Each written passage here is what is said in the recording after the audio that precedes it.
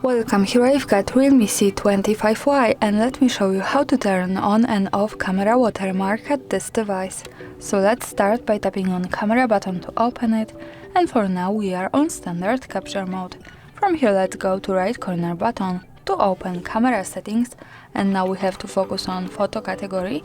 Here we can find add logo watermark option and also extra thing add time watermark. By using these two buttons from the right we can easily turn them on and off as we need. So let me keep them turned on now to see how they look like at the real picture. So let's move back to camera to take a photo.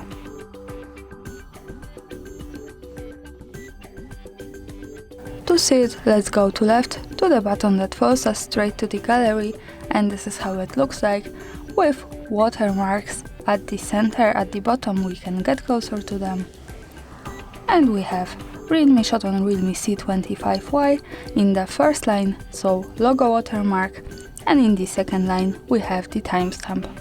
And of course when we don't need them or need just one of this, we have to move back to camera, to right corner settings, and manage them as we need or just turn them off. And that's all, thanks for watching, subscribe our channel and leave the thumbs up.